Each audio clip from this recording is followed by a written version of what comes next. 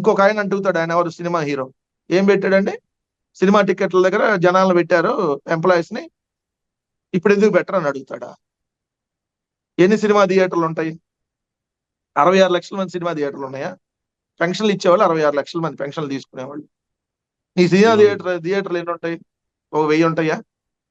ఒక్కో దగ్గర ఒక అధికారిని పెడితే 1000 అధికారులు పోతారు. మినిమం బేసిక్ సెన్స్ ఉందా?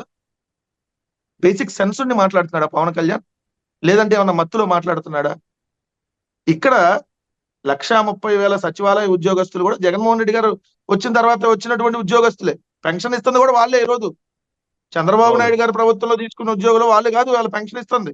జగన్మోహన్ రెడ్డి గారి ప్రభుత్వంలో తీసుకొని వచ్చినటువంటి 2 అద్భుతమైనటువంటి వ్యవస్థలు, మహాత్మా గాంధీ గారు కళ్ళగన్నటువంటి 2 గొప్ప వ్యవస్థలు, గ్రామ స్వరాజ్యాన్ని సాకారం చేసినటువంటి 2 గొప్ప వ్యవస్థలు, ఇదే ప్రధానమంత్రి మోడీ గారు సెప్టెంబర్ 23, 2020 సంవత్సరంలో కొనియాడినటువంటి వ్యవస్థలు. కరోనా లాంటి సమయంలో ఒకటి వాలంటీర్ వ్యవస్థ, ఒకటి సచివాలయ వ్యవస్థ, 2 అద్భుతంగా పనిచేస్తున్నాయి. మిగిలిన రాష్ట్రాలు కూడా వీలైతే వీటిని పెట్టుకోండి వ్యవస్థల్ని అని చెప్పినటువంటి గొప్ప వ్యవస్థలో ఈరోజు అదే వాలంటీర్లని మీరు విధుల నుంచి తప్పిస్తే, ఆ వాలంటీర్ల చేత ఏమి ఈ 2-3 నెలలు పనులు చేయించొద్దు అని అంటే, ఆ సచివాలయ వ్యవస్థ, ఆ జగన్మోహన్ రెడ్డి గారు తీసుకొచ్చిన సచివాలయ వ్యవస్థ ద్వారానే పని జరుగుతా ఉంది స్టిల్ కూడా. అంటే ఇప్పుడు సచివాలయ వ్యవస్థను కూడా రేపొద్దున చేయొద్దంటారా ఎన్నికలకి? రేపొద్దున అన్నా అంటారు ఈ దుర్మార్గులు. ఎందుకంటే ఇప్పుడు పెన్షన్లు అందిస్తున్నది వాలంటీర్లు, సచివాలయ వ్యవస్థ. ఒక వ్యవస్థను ఆపేశారు, ఇంకోటి సచివాలయ వ్యవస్థ ద్వారా జరుగుతుంది. దాన్ని కూడా రేపొద్దున ఆపమంటారేమో కదా. అంటే ఇంత దుర్మార్గమా చంద్రబాబు నాయుడు, పవన్ కళ్యాణ్? ఏం నీ వయసు కలిగిన వాళ్ళే కదా చంద్రబాబు నాయుడు ఈరోజు పెన్షన్లు తీసుకునే వాళ్ళు అంటే? పవన్ కళ్యాణ్ గారు మీ తల్లిదండ్రుల వయసు కలిగిన వాళ్ళే కదా ఈరోజు పెన్షన్లు తీసుకునేవాళ్ళు? మీ తల్లిదండ్రులు లేదంటే మీ వయసు కలిగిన వాళ్ళ మీద ఎందుకు మీకు కక్ష అని అడుగుతా ఉన్నా. దయచేసి ఆంధ్రప్రదేశ్ రాష్ట్ర ప్రజలారా గమనించమని చెప్తా ఉన్నా. ఎందుకంటే చంద్రబాబు నాయుడు అనేటటువంటి ఒక దుర్మార్గమైనటువంటి మనస్తత్వం కలిగినటువంటి వ్యక్తి ఈరోజు వాలంటీర్ల వ్యవస్థ లేదు, ఉండకూడదు, తీసేయాలి, వాళ్ళు దుర్మార్గులు, ఈ వ్యవస్థను రద్దు చేస్తానంటున్నాడు. దయచేసి అటువంటి వ్యక్తికి బుద్ధి చెప్పాల్సినటువంటి అవసరం ఓట్ల రూపంలో ఉన్నది. రేపు మే 13వ తారీఖున జరిగేటటువంటి ఎన్నికల యుద్ధంలో మీకు 2 ఓట్లు ఉంటాయి. ఒకటి అసెంబ్లీకి జరిగేటటువంటిది, ఒకటి పార్లమెంట్కి జరిగేటటువంటిది. జగన్మోహన్ రెడ్డి గారు మీకోసం వాలంటీర్ల వ్యవస్థ, సచివాలయ వ్యవస్థ, రైతు భరోసా కేంద్రాలు, హెల్త్ క్లినిక్లు, ఈరోజు నాడు నేడులో భాగంగా స్కూళ్ళు, కాలేజీలు, ఇదే విధంగా పోర్టులు, ఫిషింగ్ హార్బర్లు, ఫిష్ ల్యాండ్ సెంటర్లు, అదే విధంగా మీ గ్రామీణ మీకు డైరెక్ట్ గా అకౌంట్ లో డబ్బులు వేయటం, ₹1 అవినీతి లేకుండా మీకు ఒక స్వచ్ఛమైనటువంటి ఒక పరిపాలన అందించారు. కాబట్టి ఈ పరిపాలన మీకు నచ్చితే, ఈ పరిపాలన మళ్ళీ మీరు కొనసాగాలని కోరుకుంటే, జగన్మోహన్ రెడ్డి గారు 130 సార్లు మీకోసం బటన్ నొక్కి ₹1 అవినీతి లేకుండా మీకు నేరుగా డబ్బులను అందించున్నారు. ఒక పక్క అభివృద్ధి, ఒక పక్క సంక్షేమం ప్యారలల్ గా చేసుకుంటా వెళ్ళారు. ఇవన్నీ మళ్ళీ మీకు కొనసాగాలంటే మీరు 2 సార్లు బటన్ నొక్కాలి. అది ఒక ఈవీఎంలో ఫ్యాను గుర్తుపై ఎమ్మెల్యే అభ్యర్థికి, ఇంకొక ఈవీఎంలో ఫ్యాను గుర్తుపై ఎంపీ అభ్యర్థికి ఓటు వేసి వైఎస్ఆర్ కాంగ్రెస్ పార్టీని గెలిపిస్తే మళ్ళీ వాలంటీర్లు జూన్ 5వ తారీఖు నుంచే మళ్ళీ మీకు అందుబాటులోకి తీసుకొని వస్తాం. జూన్ 4తో ఎలక్షన్ కూడా అయిపోయిన ఇమీడియట్ గా మళ్ళీ మీకు అందుబాటులోకి తీసుకొని వస్తాం. వాలంటీర్లు ఇప్పుడు ఏ విధంగా మీకోసం సేవలు అందించారో అదే సేవల్ని మళ్ళీ కొనసాగిస్తాం. వైఎస్ఆర్ కాంగ్రెస్ పార్టీ మళ్ళీ అధికారంలోకి వస్తేనే ఆ సేవలు కొనసాగుతాయి. లేదంటే ఈ వ్యవస్థలన్నీ కుప్పకూలిపోతాయి, పిల్లల చదువులు ఆగిపోతాయి, హాస్పిటల్లో ఆగిపోతాయి, ఆరోగ్యశ్రీ సేవలు ఆగిపోతాయి. అదే విధంగా వాలంటీర్లు ఉండరు. చంద్రబాబు నాయుడు అనేటటువంటి దుర్మార్గ వ్యక్తి మళ్ళీ జన్మభూమి కమిటీలను తీసుకొని వచ్చి లంచాల వ్యవస్థలను తీసుకొని వస్తాడు. తస్మాత్ జాగ్రత్త. దయచేసి ఆలోచించి ఓటు వేయమని చెప్పి ఆంధ్రప్రదేశ్ రాష్ట్ర ప్రజానికాన్ని ఒక సామాన్య పౌరుడిగా కోరుతూ ఉన్నా. అయితే ఎలక్షన్ల క్యాంపెయిన్ కూడా హడావడిగా నడుస్తున్నటువంటి కార్యక్రమంలో ఈ రీసెంట్ గా జగన్మోహన్ రెడ్డి గారు కూడా కొన్ని కామెంట్ చేశారు. జగన్ అనే ఒక వ్యక్తిని ఎదుర్కోవడానికి, జగన్ అనే ఒక వ్యక్తిని ఓడించాలి అనేటువంటి దుర్బుద్ధితో అందరూ ఏకమై, దాదాపుగా 10 మంది అన్ని పార్టీలు కలిసి కూడా ఏకమై, అవి చాలక నా 2 చెల్లెళ్ళ కూడా తీసుకొచ్చుకున్నారు అనేటువంటి కామెంట్ కూడా ఆయన రీసెంట్ గా చేశారు. ఏం సార్ అసలు ఈ కామెంట్లు ఎలా చూడాలి? ఒక్క వ్యక్తిని ఓడించడానికి ఇంతమంది కలిసికట్టుగా రావాల్సిన అవసరం వచ్చిందంటారు? సార్, జగన్మోహన్ రెడ్డి అనేటటువంటి ఒక వ్యక్తి అత్యంత ప్రజాదరణ కలిగినటువంటి వ్యక్తి అనేది అనేక సందర్భాల్లో మనకు ప్రూవ్ అయింది. ఎందుకంటే మీరు చూసుంటారు, 2009వ సంవత్సరంలో సెప్టెంబర్ 2వ తారీఖున రాజశేఖర రెడ్డి గారు మరణించిన తర్వాత జగన్మోహన్ రెడ్డి గారు ఏదైతే ఓదార్పు యాత్ర అనేది స్టార్ట్ చేసినటువంటి సందర్భంలో ఆ రోజు ఒక ఎంపీగానే జగన్మోహన్ రెడ్డి గారు ఉన్నారు, కడప ఎంపీగా. కానీ జగన్మోహన్ రెడ్డి గారు ప్రజల్లోకి వెళ్తే లక్షలాది మంది ప్రజలు ఆయనకి నీరాజనం పట్టినటువంటిది మనం చూసాం. ఉమ్, ఆ నీరాజనం పడుతున్నారు. జగన్మోహన్ రెడ్డి గారిని జనం తన హక్కున చేర్చుకుంటున్నారు. ఈయన ఒక సినిమా హీరో కూడా కాదు.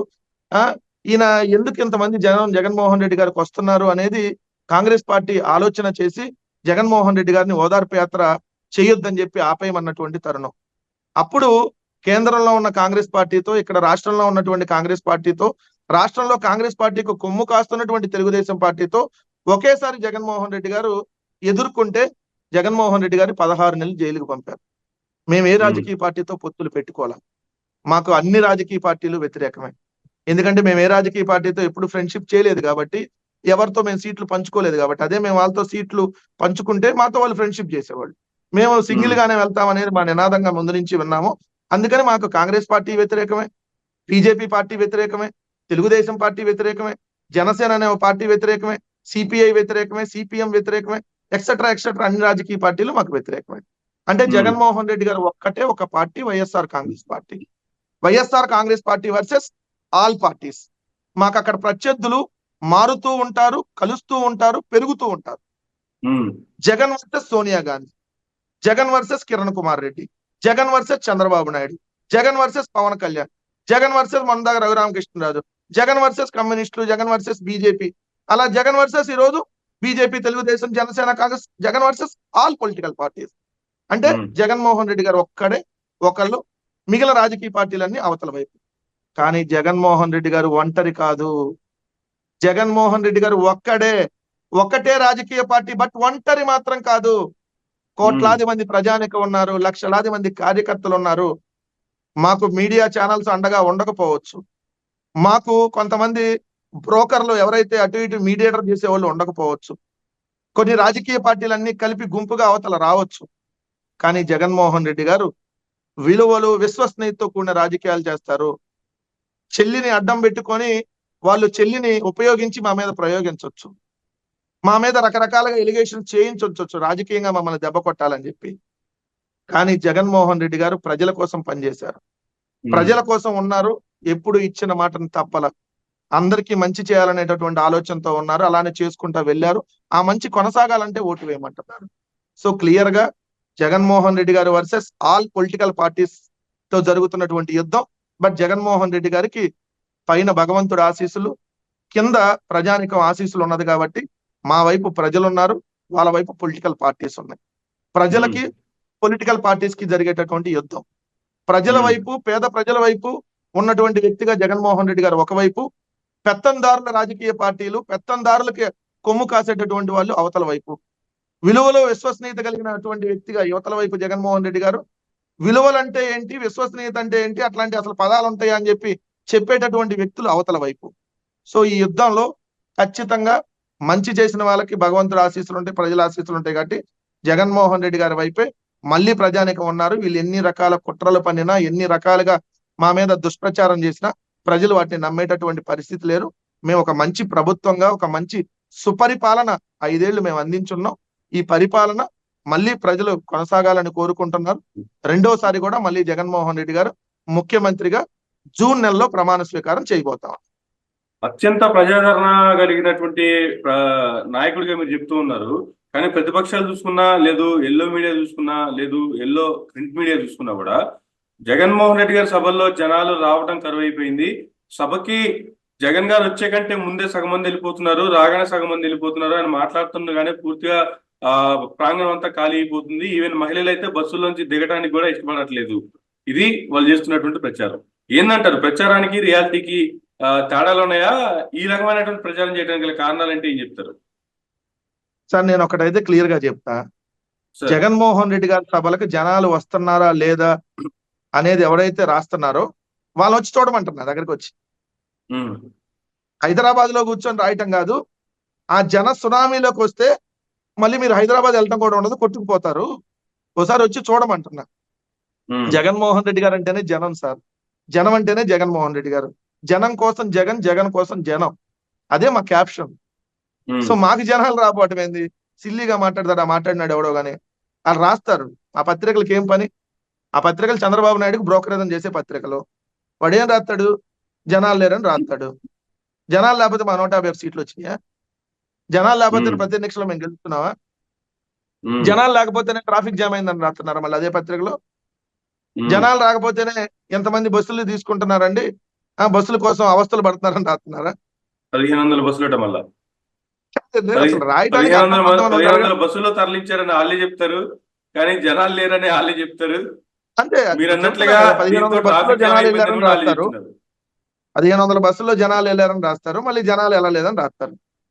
అంటే వాళ్ళకి గజనీ లాగా అది గుర్తుండదు అనమాట. గుర్తుండదు, ఎందుకు గుర్తుండదు? వాళ్ళు పెద్ద బ్రోకర్లు కదా, పత్రికలు నడిపే యాజమాన్యమే పెద్ద బ్రోకర్లు. సో వాళ్ళకి అన్ని గుర్తుంటాయి, కానీ తప్పుడు ప్రచారం చేయాలి. తప్పుడు ప్రచారం చేసి ఏదో జగన్ గారికి ఆదరణ లేదని చూపించాలి. అరే ఆదరణ ఉంది కాబట్టే కదా సింగిల్ గా వస్తున్నాం. ఇలా కాలర్ పైకి ఎగరేసి ఎస్ జగన్మోహన్ రెడ్డి గారి ప్రభుత్వంలో మంచి జరిగిందని గర్వంగా చెప్తున్నాం. జగన్మోహన్ రెడ్డి అనే ఒక మగాడిని ఎదుర్కోవడానికి మీ తేడాగాళ్ళందరూ ఒక బ్యాచ్ గా వస్తుంది దేనికని అడుగుతున్నాం. మాకు ఆ ప్రజాదరణ లేకపోతే మీరు సింగిల్ గా ఎందుకు రావట్లేదని అడుగుతున్నాం. దానికి సమాధానం చెప్పలేరు. సో ఉమ్, జగన్మోహన్ రెడ్డి గారికి అత్యంత ప్రజాదరణ ఉంది. మా ఓటింగ్ శాతం 2014 కంటే 19లో పెరిగింది. 19 కంటే 21, 22లో జరిగిన స్థానిక సంస్థల ఎన్నికల్లో పెరిగింది. రేపు 24లో ఎంతకంటే పెరిగి మేము 151+ అంటే దాదాపుగా 175 సీట్లకి రీచ్ గా మేము గెలవబోతున్నాం అనేది మాత్రం స్పష్టంగా చెప్పదలుచుకున్నాం.